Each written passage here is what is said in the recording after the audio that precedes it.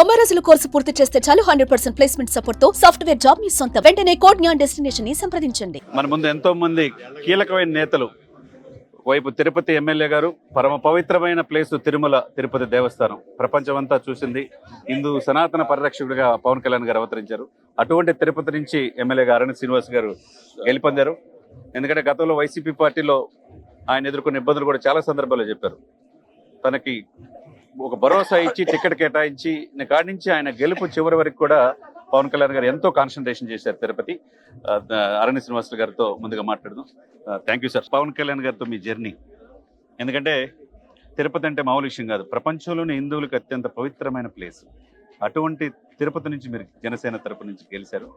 ఏ విధంగా మీరు గతంలో వైసీపీ పార్టీ నుంచి జనసేనలో జాయిన్ అయినప్పుడు ఏ విధంగా పవన్ కళ్యాణ్ గారిలో ఏ లక్షణం చూసి మీరు ఈ జనసేన పార్టీలో జాయిన్ అయ్యారంటే? పవన్ కళ్యాణ్ గారి ఆశయాలు, ఆయన విధి విధానాలు, ఆయన ఒక మహాశక్తి, ఆయన ఆ శక్తితో మనం కూడా కలవాలని అనిపించింది.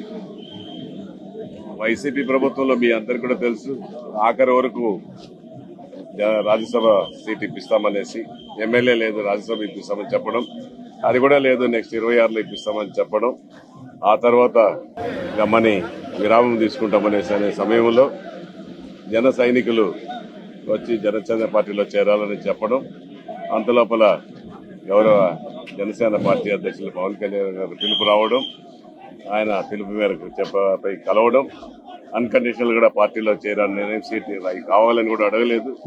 మరలా ఆయనే మన గతంలో ఉన్న అనుభవాలు తీసుకొని ప్రజారాజ్యం పార్టీలో జిల్లా అధ్యక్షుడిగా పార్టీ ఆవిర్భావ దినోత్సవం 2008లో తిరుపతిలో దాదాపు 10 లక్షల మందితో జరగడం జరిగింది.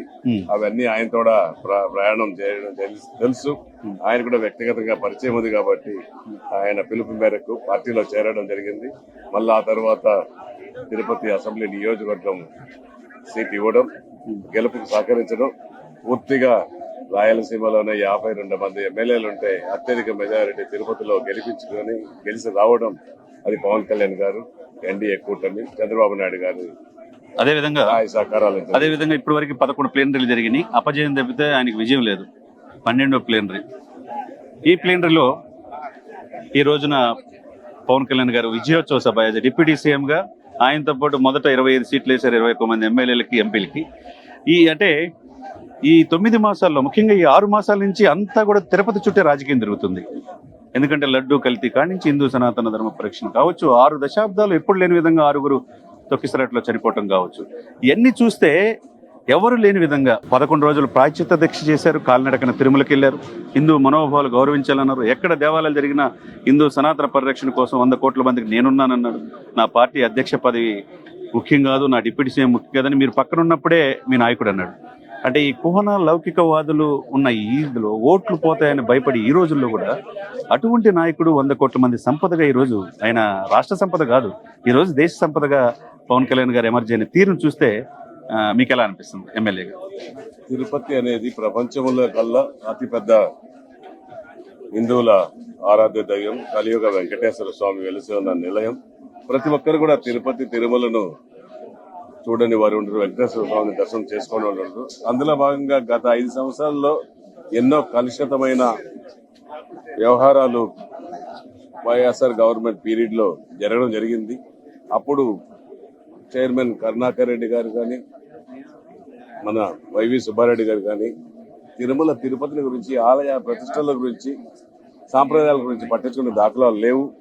అటువంటిది ఈ ఎన్డీఏ కూటమి ప్రభుత్వం వచ్చినాక గౌరవ ముఖ్యమంత్రి ప్రక్షాళన చేయడం, తిరుపతి నుంచే ప్రక్షాళన చేయాలనేసి చెప్పడం, అందులో భాగంగా అధికారులు కూడా అన్న ప్రసాదాలు, లడ్డు ప్రసాదాలతో మొదలుపెట్టి ఎట్లా ఉన్నాయని చూసినది మొత్తం కూడా అవకతవకలు బలుగులేకొచ్చాయి.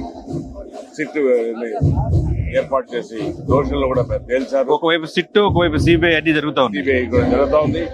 సిట్టు కూడా దోషులు తేల్చారు, సిబిఐ కూడా దోషులు తెలుస్తున్నారు. నిజంగా కలుషితం అయిందనేసి వెంకటేశ్వర స్వామి సాక్షిగా చేయడం జరిగింది.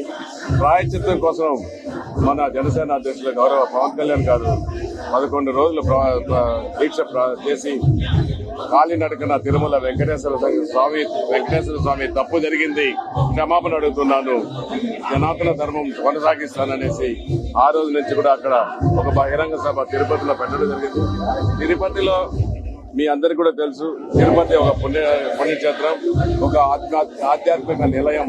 అటువంటి పుణ్యక్షేత్రంలో ఎన్నో అవకతవకలు జరిగాయి.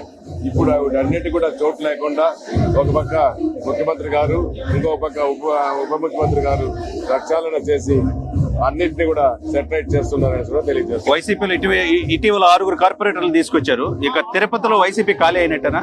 అంతే కదా. ఒక పక్క తెలుగుదేశానికి 15-16 మంది చేరడం జరిగింది, జనసేనలో కూడా 12-13 మంది చేరడం జరిగింది. మిగతా ఉండే 9-10 మంది కూడా వచ్చే పరిస్థితి ఉంది అనేసి కూడా ఈ సందర్భంగా తెలియజేస్తారు. Thank you sir.